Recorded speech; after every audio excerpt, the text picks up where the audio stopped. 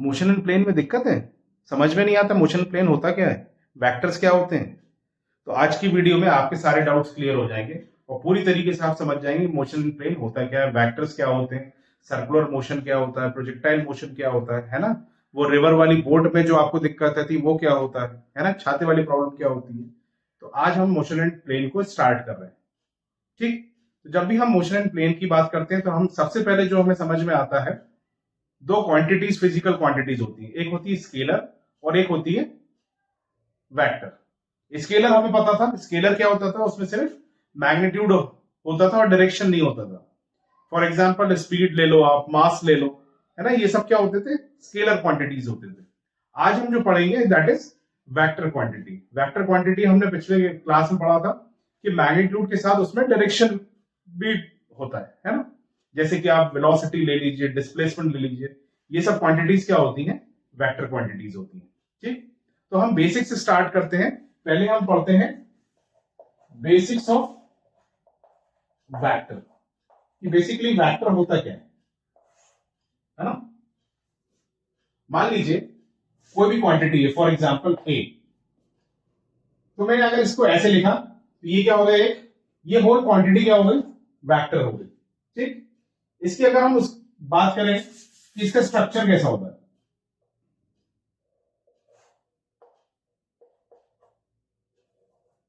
तो ये एक वेक्टर, ये इसकी टेल होती है, ये और ये इसका हेड होता है।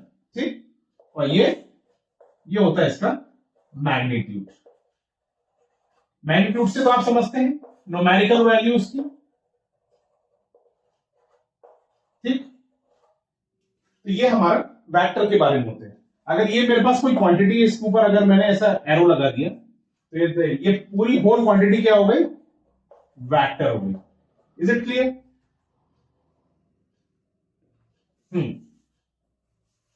अपन एग्जांपल से समझते हैं। देखिए, अगर मैंने कोई वेक्टर का लिखा, ठीक, 3i cap plus 4j cap. अब इससे आप घबराइएगा मत, मैं आपको एक एक चीज क्लियर करूंगा। तो ये तो हो गया हमारा वेक्टर। ठीक, अब ये जो आई कैप है और ये जे कैप, दो चीजें होती है ना।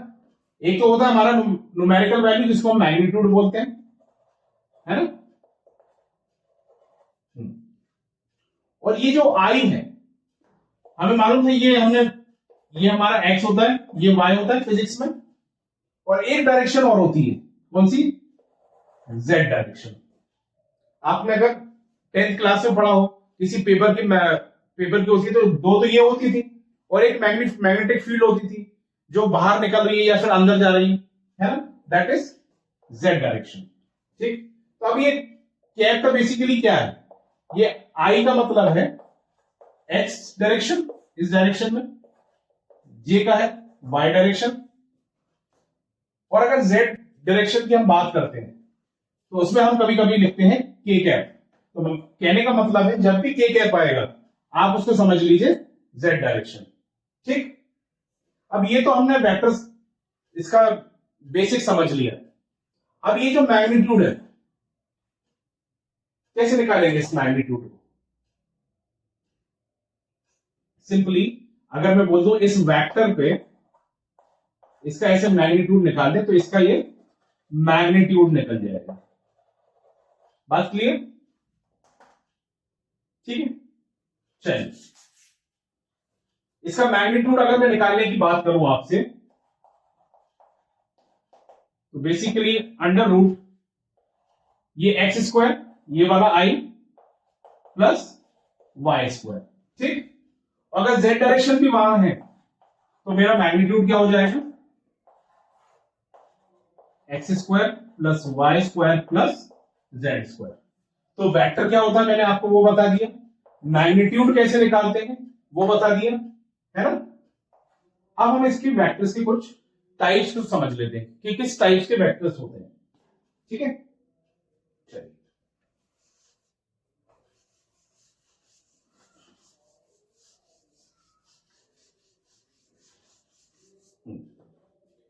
अब है टाइप्स ऑफ वेक्टर्स। हम एक एग्जांपल समझते हैं। मान लीजिए ये एक मेरे पास वेक्टर है, कौन सा, आर, और ये मेरे पास एंगल है थीटा। ठीक, अगर इसकी पोजीशन के हिसाब से मैं बात करूं, एक एक्स एक्सिस पे पोजीशन ये है और वाई एक्सिस पे पोजीशन ये है, तो इसका आप लिख सकते हैं क्या वेक्टर? तो मैं लिख लूंगा ये, सॉरी ये, चलो इसको 4 ही लिखे, इसको 3 लिख लेते हैं। तो एक्स डायरेक्शन जो है उसमें क्या है, 4i कैप, मतलब 4 एक्स डायरेक्शन में प्लस 3 जे कैप। जे कैप का मैंने क्या बताया था, वाई डायरेक्शन में। तो ये इसका पोजीशन के हिसाब से हमने वेक्टर निकाला है, तो हम इसको क्या बोलेंगे, पोजीशन वेक्टर। क्लियर है ना? नेक्स्ट हम बात करें, मान लीजिए मेरे पास ये फिगर है, ठीक, ये दो वेक्टर है, ठीक है,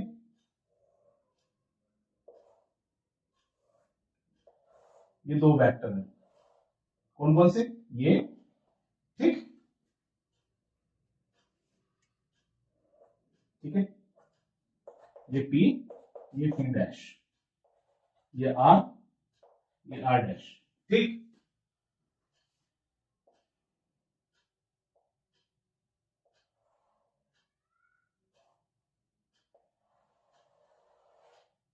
ठीक है, अगर मैं इसकी यहां पर लिख दूं 3, यहां 2, ठीक, ये एक्स डायरेक्शन में है, ठीक, और वाई डायरेक्शन में क्या है इसका डिस्प्लेसमेंट, 2 और 1। तो अगर इसके डिस्प्लेसमेंट की बात करूं तो इन दोनों का डिफरेंस क्या हो जाएगा, तो मेरे पास क्या आ जाएगा, 1 आई कैप, इसके बीच में 1 का डिफरेंस है, और इसके बीच में, या इसको ऐसा करो, 3 है ना, इसको ऐसे करो, तो ये हो जाएगा आपका क्या, ये हो जाएगा 2i कैप प्लस ये कितना हो जाएगा, 1 जे कैप। तो ये आपका क्या हो गया, डिस्प्लेसमेंट वेक्टर हो गया। कौन सा हो गया, displacement vector.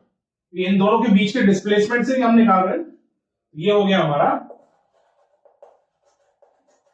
Displacement vector. Is it clear? Next पे चले।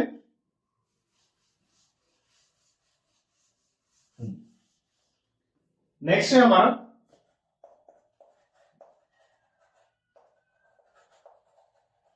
Equal vector. इक्वल वेक्टर से आप क्या समझते हैं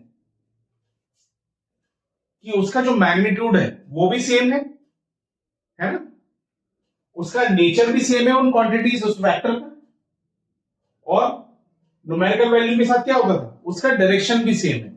तो जब भी इक्वल वेक्टर्स की हम बात करते हैं, मान लीजिए मैं लिखूं 3i और इधर भी 3i, तो इसका मैग्नीट्यूड भी सेम है, डायरेक्शन भी सेम है, और अगर मैं आपसे एग्जांपल की बात करूं, ये मेरा स्पीड है, इसमें मैंने लिख दिया 3i और 3i, ठीक, और v में लिख दिया मैंने 3i और 3j, सॉरी 3i। तो ये क्या इक्वल होगा? नहीं, क्यों? क्योंकि इसका फिजिकल नेचर कैसा है, वो डिफर कर रहा है, वो भी कैसा होना चाहिए, सेम। तो पहली बात तो उसका मैग्नीट्यूड सेम होना चाहिए, है ना। Next one is the direction will be also same, and their nature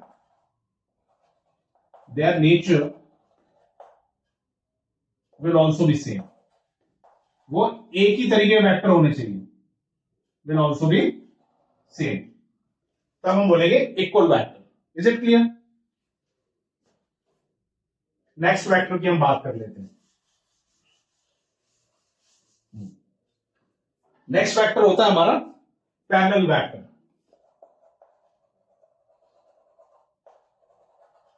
parallel vector, अब पैरेलल वेक्टर कैसा है? दो वेक्टर इस तरीके के, इसका मैग्नीट्यूड डिफरेंस हो सकता है ना, लेकिन ये कैसे? पैरेलल वेक्टर, इनका डायरेक्शन कैसा होगा? सेम होगा।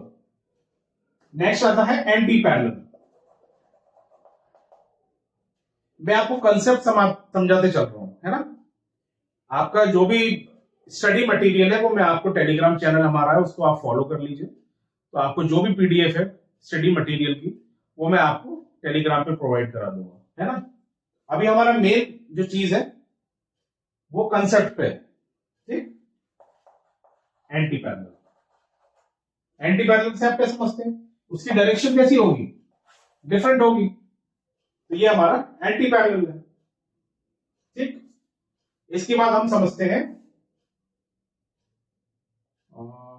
Parallel, anti parallel, zero vector और we can say null vector. इससे तो आप समझ ही गए होंगे, जिसका मैग्नीट्यूड कैसा है? जीरो है, और वो वेक्टर एक्चुअली में भी कैसा है? नल है या फिर जीरो, उस वेक्टर को हम जीरो वेक्टर बोलते हैं, ठीक। अब इसके बाद सबसे इंपॉर्टेंट जो चीज आती है, जो वेक्टर का टाइप आता है, दैट इज यूनिट वेक्टर, ठीक।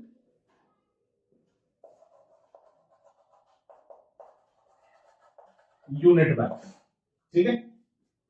यूनिट वेक्टर बेसिकली हमें क्या बताता है? यहां पर डायरेक्शन की बात करता है यूनिट वेक्टर, है ना।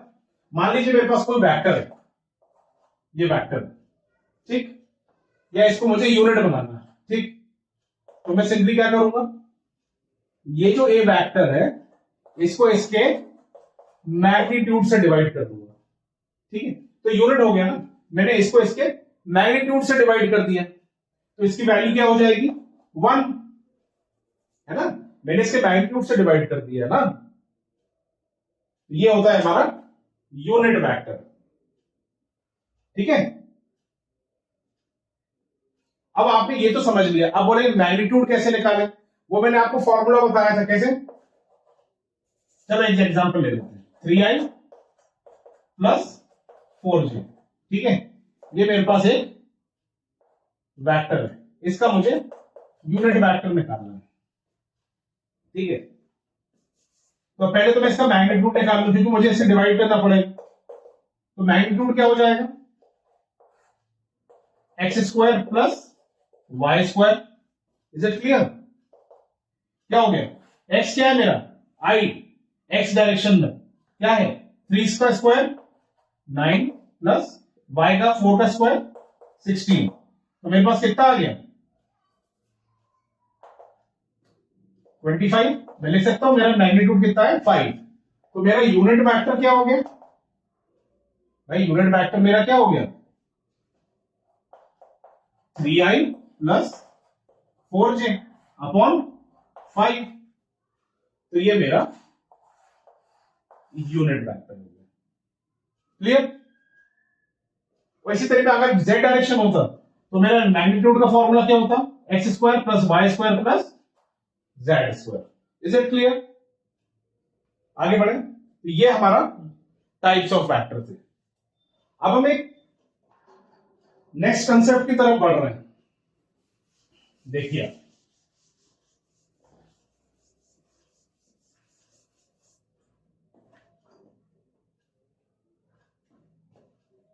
Angle between vectors.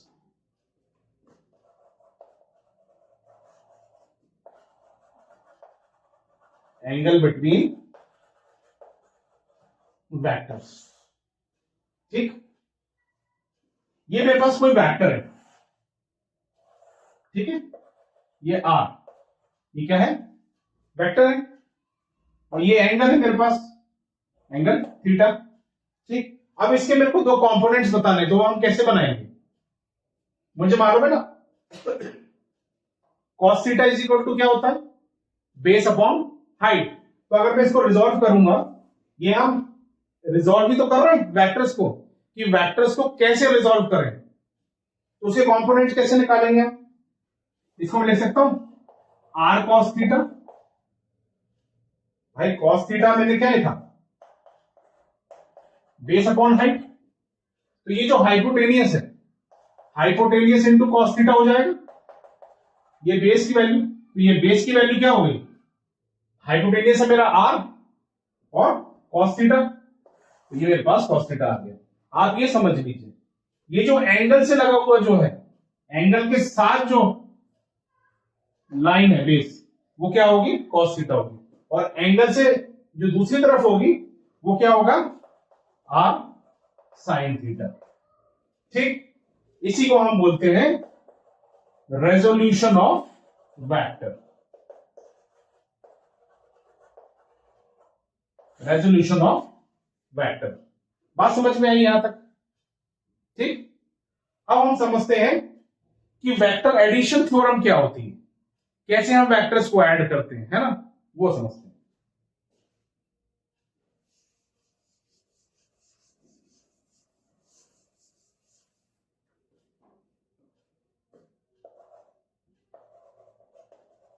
Vector addition theorem. ठीक, तो इसमें सबसे पहला जो होता है वो होता है ट्राइंगल लॉ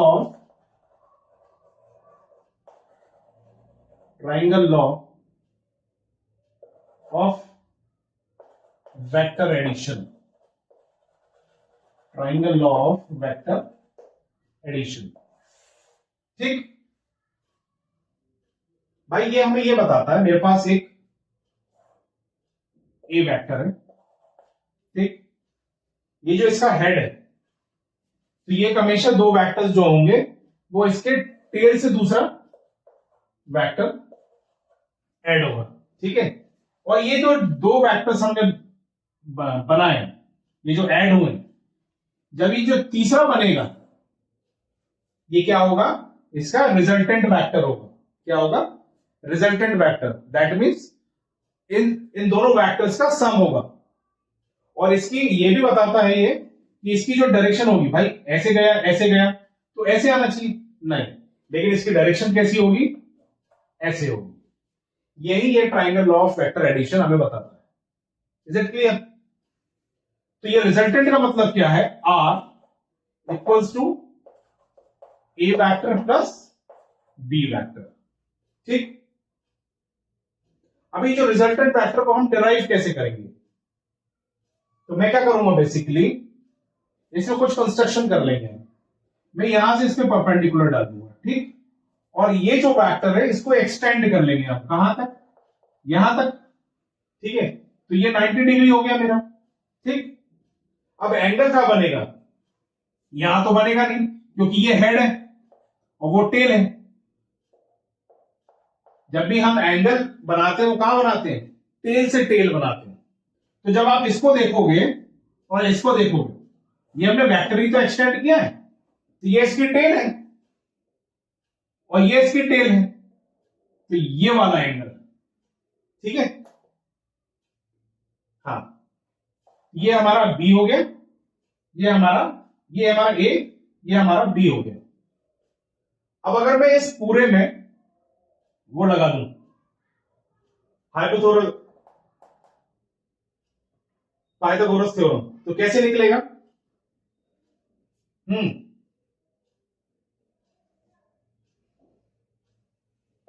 देखो इसमें, देखो आप इसमें, ठीक है, तो ये तो हो गया मेरा बी कॉस थीटा और ये हो गया बी साइन थीटा। ठीक, इसकी तो रिजल्टेंट बन रहा है। ठीक, तो मेरा क्या हो गया? आर इज इक्वल टू, कैसे निकालते थे? Perpendicular B B sine theta का whole square plus A plus B का A plus B cos theta. Is it clear? का होल स्क्वायर। ठीक है, तो क्या आ जाएगा मेरे पास? B square sine square theta plus इधर क्या हो जाएगा, A square plus B square cos square theta plus 2ab cos theta. Is it clear? ठीक है, तो अब हम कैसे लिखेंगे, देखो ये मुझे मालूम है, अगर बी स्क्वायर में कॉमन ले लूं तो sign square theta plus cos square theta की आइडेंटिटी क्या होती है, 1 होता है उसका सम। तो मेरे अगर इसको बी स्क्वायर को कॉमन ले लिया है ना, तो अंदर क्या बचा, एक ए स्क्वायर, तो ये A square plus B square plus 2ab cos theta, यही मेरा रिजल्टेंट होता है। इसको आप बहुत अच्छे से समझ लेना, ये किसका फॉर्मूला है, रिजल्टेंट का formula, under root A square plus B square plus 2ab cos theta. ये बहुत इंपॉर्टेंट है, इसको आप रट लेना, अगर आपको नहीं समझ में आया या आप राय इसको याद कर लेना। तो ये आपने इसका डिराइव कर दिया है, क्या, रिजल्टेंट वेक्टर। ठीक है, अब एक दो चीजें और होती हैं, वो मैं आपको समझा देता हूं। देखिए यहां तक तो क्लियर, यहां तक सबको, और जो हमने टाइप्स ऑफ वेक्टर्स पढ़े, जो बेसिक्स के बारे में पढ़े हैं, वो आप मैं स्टडी मटेरियल प्रोवाइड कर दूंगा, वो आप टेलीग्राम पे जाके देख लेना। अगर चैनल को ज्वाइन नहीं किया टेलीग्राम को, तो वो टेलीग्राम का चैनल ज्वाइन कर लेना। ठीक है, तो आपको स्टडी मटेरियल प्रॉपरली मिल जाएगा। ठीक, अब ये तो हमने रिजल्टेंट वेक्टर निकाल लिया। कभी कभी पूछते हैं मैक्सिमम रिजल्टेंट, मैक्सिमम रिजल्टेंट और मिनिमम रिजल्टेंट। अब मैक्सिमम रिजल्टेंट कैसे निकलेगा, हमारे पास जब उस cos थीटा की वैल्यू क्या हो जाएगी, एंगल की वैल्यू क्या हो जाएगी, वो थीटा एंगल की वैल्यू क्या हो जाएगी, 0। भाई देखो रिजल्टेंट का फॉर्मूला क्या है, A square plus B square plus 2ab cos theta. अब ये cos थीटा की वैल्यू 1 कब होगी, जब ये एंगल 0 हो जाएगा, मतलब ये रिजल्टेंट कैसे हो जाएंगे, सेम डायरेक्शन में। तो अगर मैंने इसको 1 लिख दिया तो यहां क्या बचेगा, r इक्वल्स टू, ये cos थीटा की वैल्यू 1 हो गई, cos 0 की वैल्यू, तो a square plus B square plus 2ab, इसी को हम बोलते हैं a प्लस बी का होल स्क्वायर। ये स्क्वायर से ये स्क्वायर रूट कट जाएगा, तो मेरे पास बचा क्या, a प्लस बी, ये मेरा क्या हो गया, R max, that is maximum resultant. Is it clear? तो ये भी कभी पूछते हैं कि मैक्सिमम रिजल्टेंट बताइए उस वेक्टर का, है ना। इसी तरीके से अगर मैं मिनिमम की बात करूं, इसकी बात करूं, मिनिमम रिजल्ट की, मिनिमम रिजल्टेंट,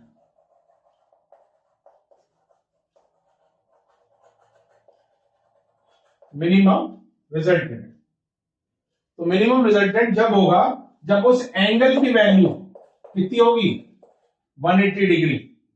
अब ये जो 180 डिग्री है, कॉस की वैल्यू क्या हो जाएगी 180 की, हाँ, दैट इज -1। हमारे रिजल्टेंट वेक्टर का फॉर्मूला क्या है, A square plus B square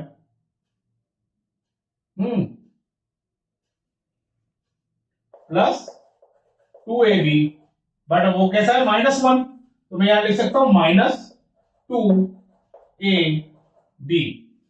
क्योंकि हमने cos थीटा की वैल्यू क्या लिखी है, -1, इसलिए यहां -1। तो मेरा जो रिजल्टेंट वेक्टर क्या आ जाएगा, मैक्सिमम मिनिमम रिजल्टेंट वेक्टर, ये आप समझ पा रहे, a माइनस बी का whole square, A minus B का होल स्क्वायर, स्क्वायर से स्क्वायर रूट कैंसिल, तो मेरा जो रिजल्टेंट मिनिमम रिजल्टेंट क्या आ जाएगा,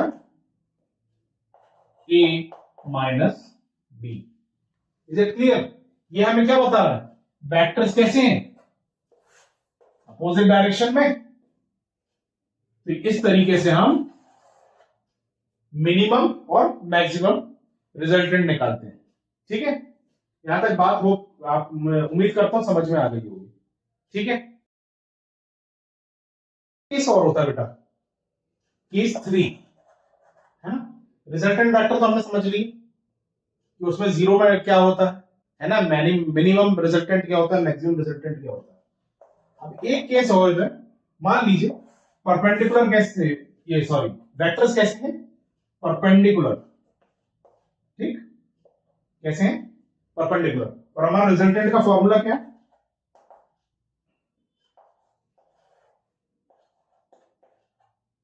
A square plus B square है ना, plus 2 A B cos theta. अब जब ये कॉस थीटा की वैल्यू हम 90 रखेंगे तो कॉस थीटा मेरा क्या हो जाएगा, कॉस थीटा की वैल्यू, जब एंगल की वैल्यू हम क्या लिखेंगे 90, तो वो हो जाएगा 0।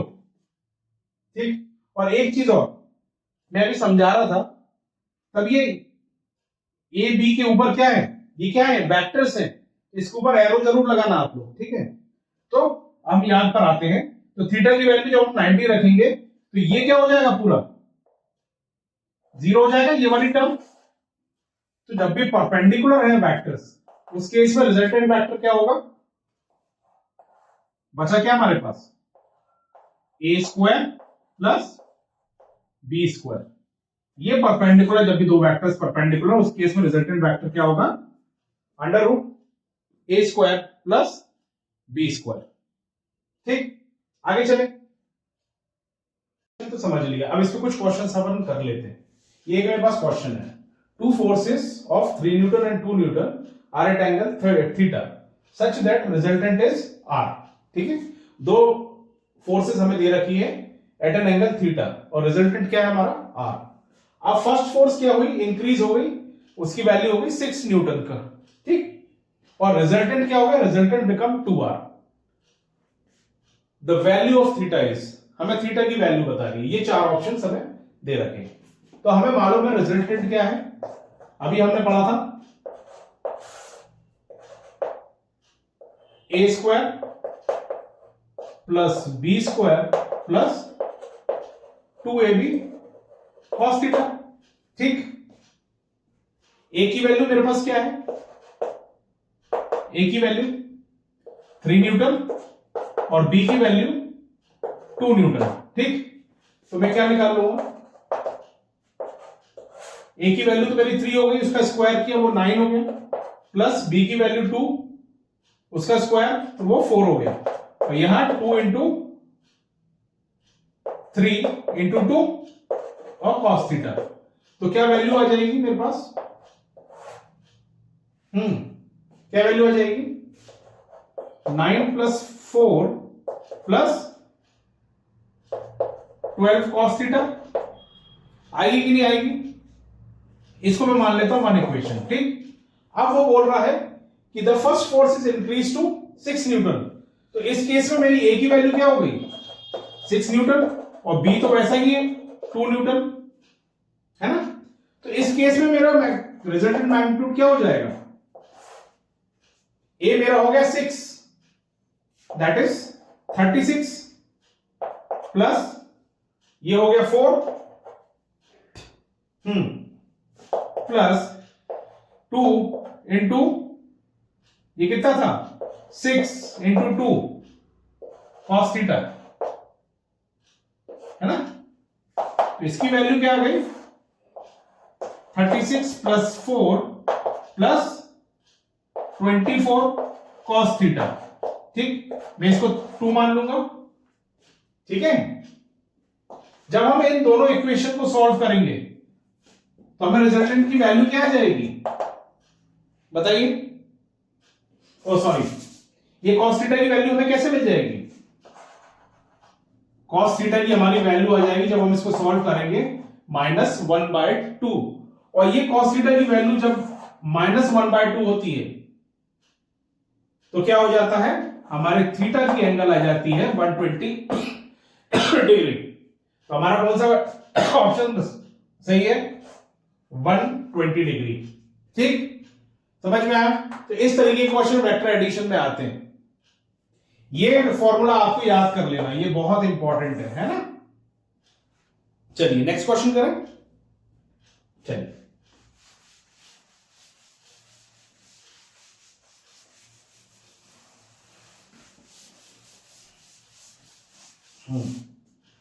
नेक्स्ट क्वेश्चन हमें ये बताता है, ठीक,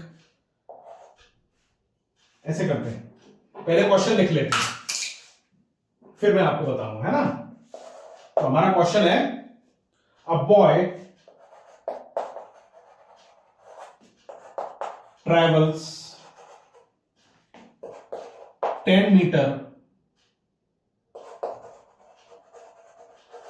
टूवर्ड्स नॉर्थ, है ना, and then 7 metre towards east. एक बॉय है, उसने ट्रैवल किया 10 मीटर नॉर्थ की तरफ और 7 मीटर ईस्ट की तरफ। तो हमें बताना है फाइंड द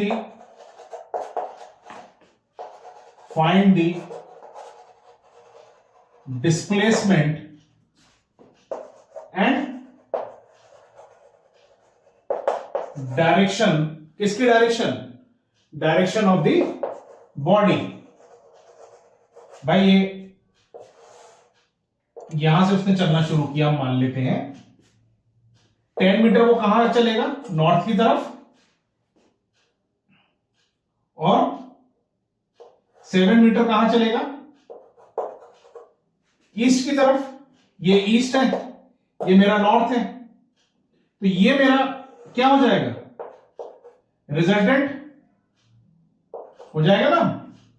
इसको अगर नाम देना चाहो अपन दे दें O, इसको दे देते हैं A और इसको दे देते हैं B।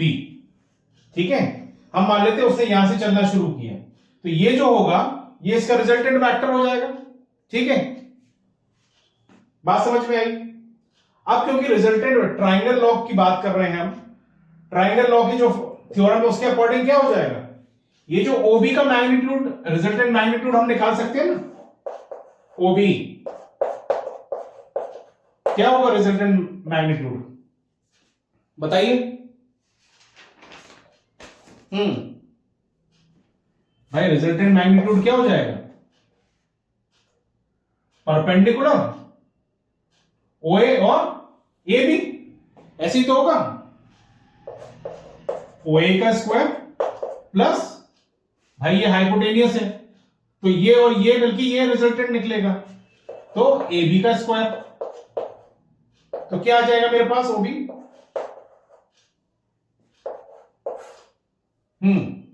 OA मेरा क्या है? 10 का स्क्वायर, तो मैं इसको लिख लूंगा 100 प्लस ये कितना है? 49, 7 का स्क्वायर, तो मैं इसको लिख सकता हूं 149 OB। Is it clear? तो ये मेरा समथिंग आ जाएगा 12.21 मीटर। ठीक है, अब उसने पूछा है डायरेक्शन, तो ये एंगल किसके साथ बना रहा है? बेस के साथ, है ना। तो क्या हो जाएगा? ऐसे देखो, ये जो OE के साथ बना रहा है ना, बेस के साथ बना रहा है एंगल, तो हमारा थीटा कैसे निकलेगा?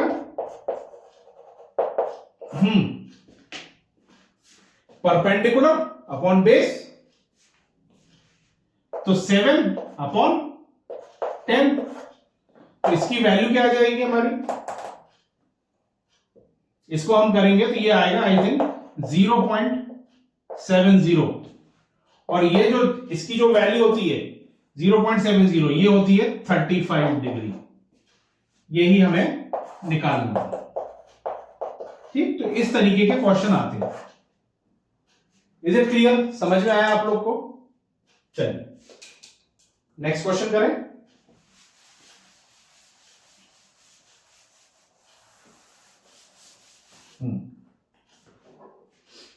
नेक्स्ट क्वेश्चन में जब अपने को ये मान लेते हैं, देखिए two forces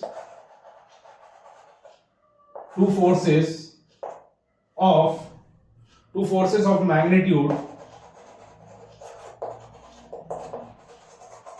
of 4 Newton and 8 Newton at an angle of 60 degree. What is the magnitude of the resultant vector? ये निकाल पाएंगे? What is the magnitude of the resultant force?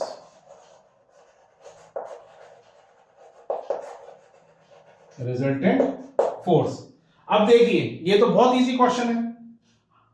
हमें ए भी दे रखा है दैट इज 4 न्यूटन और बी दे रखा है दैट इज 8 न्यूटन और हमें एंगल भी दे रखा है कितना 60 डिग्री। तो ये तो हम इजीली निकाल सकते हैं। भाई मेरे पास क्या फॉर्मूला था, A square plus B square plus 2ab cos theta. A और बी की वैल्यू क्या है मेरे पास? ए की वैल्यू है 4 का स्क्वायर प्लस बी की वैल्यू है 8 का square plus 2 into 4 into 8 that is 4 2 8 64 cos theta और थीटा की वैल्यू क्या है कॉस 60 डिग्री। मैं सही हूं अगर? तो ये क्या हो जाएगा मेरे पास 4 का स्क्वायर 16 और 8 का स्क्वायर 64। तो ये 16 प्लस 64 प्लस 64 और ये 60 की वैल्यू होती है क्या 0.5। तो 64 इंटू में क्या लिख दूंगा 0.5। तो मेरे पास वैल्यू क्या आ जाएगी 16 प्लस 64 प्लस 0.5 से करेंगे तो ये हो जाएगा 32। तो वैल्यू क्या आ जाएगी स्क्वायर रूट की बताइए 64 32 96 और ये 16 दैट इज 112। अगर मैं इसको सिंप्लीफाई कर दूं तो मेरे पास कुछ वैल्यू आ जाएगी that is 4/7। Is it clear? अगर इसको सॉल्व करें तो अप्रोक्सीमेटली अगर न्यूटन में जो फोर्स हमें कैलकुलेट करना है वो कितनी आ जाएगी 10.58 न्यूटन। Is it clear? समझ में आया ये क्वेश्चन? तो ये इस तरीके के क्वेश्चन हम कर सकते हैं। इसलिए मैं बोल रहा था ये जो हमारा रिजल्टेंट वेक्टर है ये बहुत इंपॉर्टेंट है, इसको आप याद कर लेना। ठीक, चलें अब वेक्टर एडिशन की बात हो गई। अब मैं बोलता हूं मेरे पास दो कोई वेक्टर्स है उसको हम सब्ट्रैक्ट कैसे करेंगे, है ना, वो समझेंगे हम।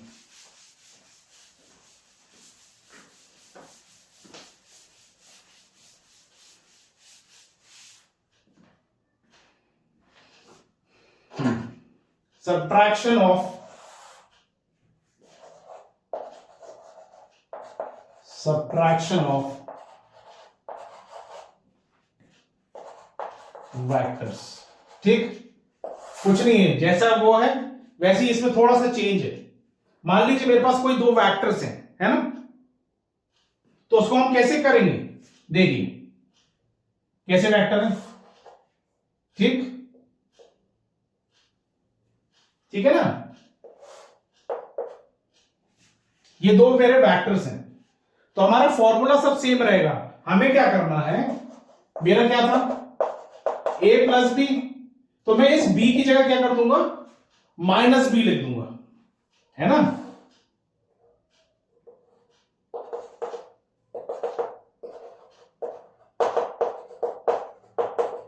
अगर मेरे पास दो वेक्टर्स हैं तो उसमें क्या हो जाएगा, ये b की जगह मैं क्या लिख दूंगा, -b। तो मेरा जो रिजल्टेंट वेक्टर का फॉर्मूला था क्या था, अभी हमने लिखा a² plus b² plus 2ab cos theta. ठीक, अगर इस b² की जगह मैंने -b लिखा तो -b तो हट जाएगा, b रह जाएगा तो वो प्लस हो जाएगा, है ना। तो a² प्लस b², बट यहां जो माइनस लिखेंगे तो यहां क्या हो जाएगा, -2ab cos थीटा। तो ये सब्सट्रैक्शन का हमारा फॉर्मूला हो जाएगा, सिर्फ इतना ही चेंज है। बात समझ में आई। तो ये कॉस्ट टर्म क्या करेगा, ये कॉस्ट टर्म हमारी नेगेटिव हो जाएगी, क्यों, b की वजह से, जो डायरेक्शन को फ्लिप कर देगा। ठीक है, तो ये था हमारा सब्सट्रैक्शन ऑफ वेक्टर्स। ठीक, इस पे क्वेश्चन करें, चलिए।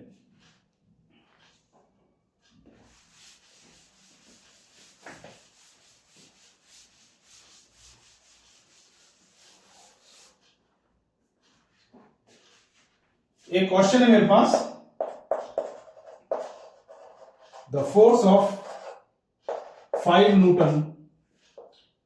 न्यूटन टूवर्ड्स ईस्ट, है ना। अभी एक हमने ऐसी क्वेश्चन किया था, and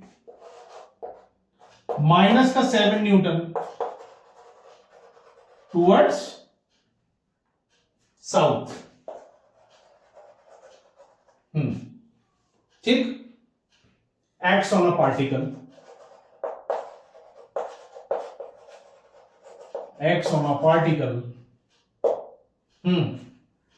find the resultant force,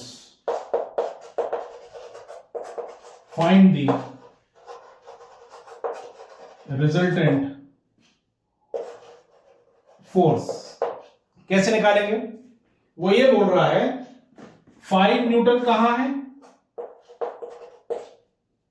east की तरफ, और -7 न्यूटन कहां है, -7 न्यूटन कहां है, यहां पर। तो हमें रिजल्टेंट फोर्स निकालना है, तो कैसे निकलेगा, भाई मेरा A हो गया क्या, 5 न्यूटन, और B हो गया -7 न्यूटन। अब रिजल्टेंट फोर्स हमें निकालना है, तो मैग्नीट्यूड ऑफ रिजल्टेंट फोर्स कैसे निकलेगा,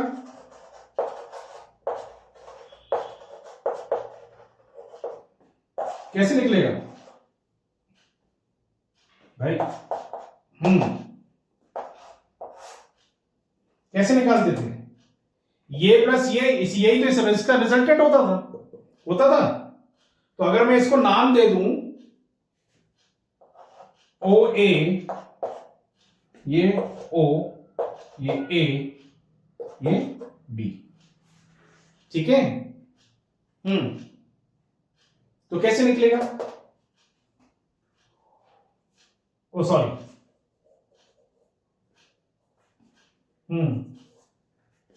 कैसे निकलेगा रिजल्टेंट फोर्स, बताइए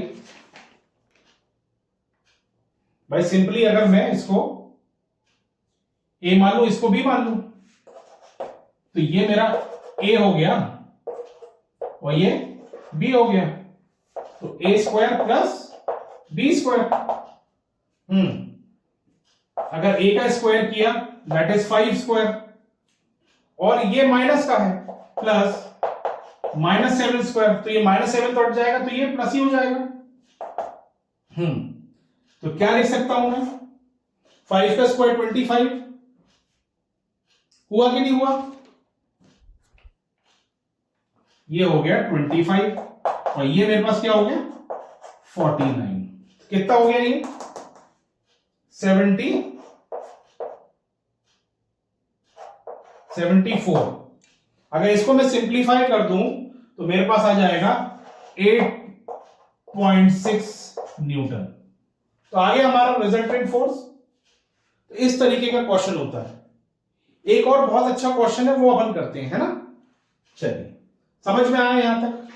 अगर कोई दिक्कत हो तो कमेंट में आप जरूर पूछिएगा, है ना।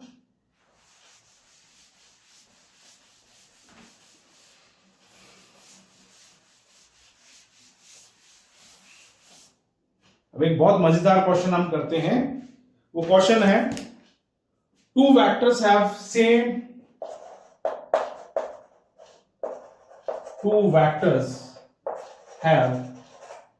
Same magnitude. दोनों वेक्टर्स का मैग्नीट्यूड कैसा है?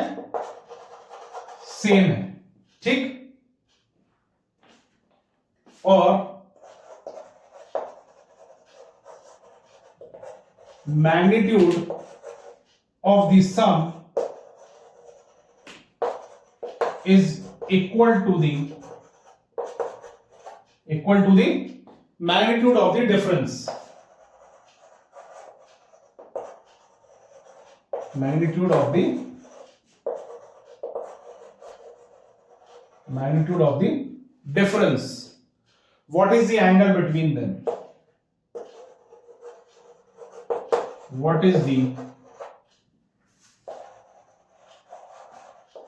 angle between them? क्या पूछा है?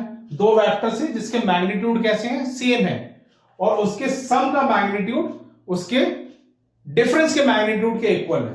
हमें एंगल बताना है। कैसे बताएंगे? अब हमारे पास एक ही चीज है भाई, हमारा रिजल्टेंट वेक्टर क्या है? रिजल्टेंट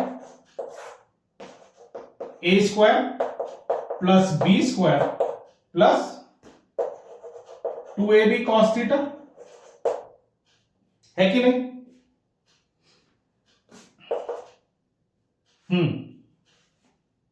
है कि नहीं? और उसने बोला है किसके इक्वल है वो? डिफरेंस के। तो जब सब्सट्रैक्शन का था formula, A square B square minus 2ab cos theta. तो अब ये दोनों कैसे इक्वल हो सकते हैं भाई? ये पढ़ा था हमने, cos 90 की वैल्यू क्या होती है? 0। ये तो माइनस में है ना, हमें इक्वल करना है इन दोनों को। अगर मैं cos थीटा की वैल्यू 90 डिग्री कर दूं तो वो क्या हो जाएगा?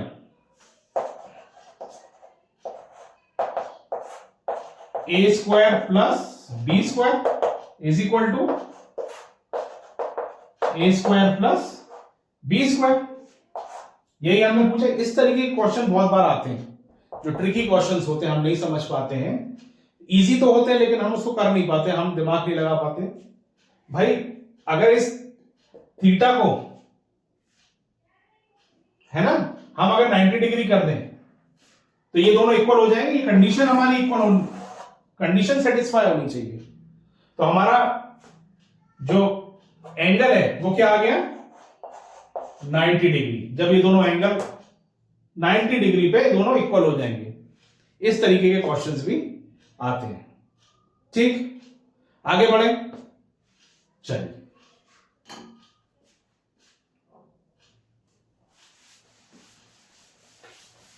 कोई भी डाउट होता है तो आप मुझे कमेंट करें या फिर टेलीग्राम चैनल में पूछ सकते हैं, है ना। इसका स्टडी मटेरियल मैं आपको बहुत जल्दी टेलीग्राम चैनल पे दे दूंगा, तो वो भी आपके पास हो जाएगा आपके पढ़ने के लिए, ठीक है। चलिए, नेक्स्ट जो हमारा हम टॉपिक की तरफ बढ़ रहे हैं, that is parallelogram law of vector addition, ठीक। चलिए,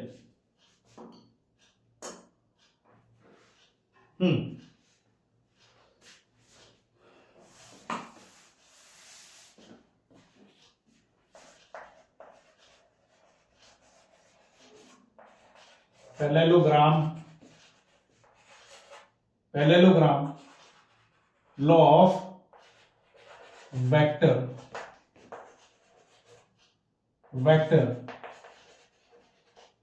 एडिशन। Is it clear? ये हमें सिंपली ये बोलता है कि अगर कोई दो वेक्टर है ना, दो वेक्टर है तो उसके बीच में मान लीजिए एक पैरेललोग्राम है, ये दो वेक्टर है मेरे पास, ठीक, एक p वेक्टर q वेक्टर है और एक p वेक्टर है, ठीक। मैं इसको बना लेता हूं, ठीक है। वो ये बोलता है कि अगर दो वेक्टर हैं p और q और वो पैरेललोग्राम के साइड्स भी हैं तो उनका रिजल्टेंट क्या होगा, उनका रिजल्टेंट जहां से वो दोनों वेक्टर शुरू हो रहे हैं वहीं से ये सिंपल कहने का मतलब है कि उसी का डायगोनल उसका रिजल्टेंट होगा। बात समझ में आई। पैरेललोग्राम पे क्वेश्चंस इतने ज्यादा नहीं आते, कभी कभार स्कूल में इसका स्टेटमेंट पूछ लिया जाता है, फॉर्मूले वगैरह सब सेम है, रिजल्टेंट मैग्नीट्यूड और डायरेक्शन वगैरह सब सेम है भाई। रिजल्टेंट इसका यही है, a square plus B square plus 2ab cos theta, और इसका डायरेक्शन, ये चीज मैं आपको वेक्टर एडिशन के समय बताना भूल गया था, मैं अभी आपको बताऊंगा। जो इसका डायरेक्शन है वो भी कैसा होगा, b साइन थीटा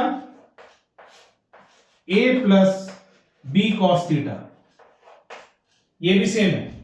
ये कैसे आया ये मैं आपको अभी बताऊंगा, है ना। तो पैरेललोग्राम यही बोलता है कि अगर दो वेक्टर्स हैं और वो पैरेललोग्राम के साइड भी हैं तो उनका रिजल्टेंट वेक्टर कैसा होगा, उसका डायगोनल ही उसका रिजल्टेंट वेक्टर होगा, ठीक। यही हमें parallelogram law of vector addition बताता है, ठीक है। अब इसमें कुछ दो कंडीशंस होती हैं, इसकी डेफिनेशन वगैरह मैं आपको स्टडी मटेरियल में प्रोवाइड करा दूंगा। हमारा मोटिव है इसका कंसेप्ट समझना, ठीक है। अब ये टेन थीटा की बात जो इसकी हम बात बाद में करेंगे। अब ये पैरेललोग्राम की दो कंडीशन होती है पैरेललोग्राम लॉ की, वो क्या होती है वो हम समझ लेते हैं। इसको रब कर दूंगा।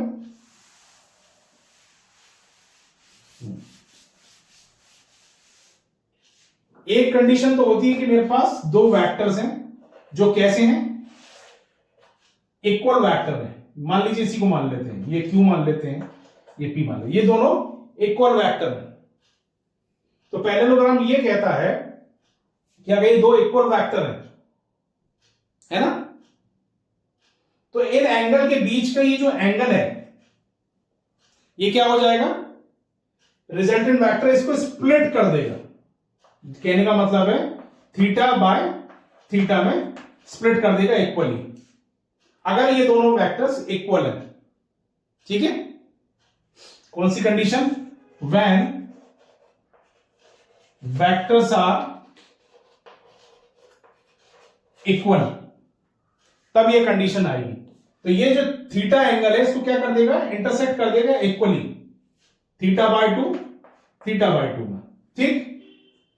सेकंड कंडीशन जो बोलती है वो ये बोलती है, इसको रब करें। सेकंड कंडीशन ये है, when vectors are very unequal. For example मेरे पास एक वेक्टर ये है ना, और एक वेक्टर है ये, तो ये बड़ा वेक्टर है, तो इसका रिजल्टेंट किसकी तरफ टाइटल्ड होगा, हमेशा लार्जर वेक्टर की तरफ टाइटल्ड होगा। कहने का मतलब है अगर मैं इसको पैरेललोग्राम बना दूं तो ये जो रिजल्टेंट है किसकी तरफ हो रहा है,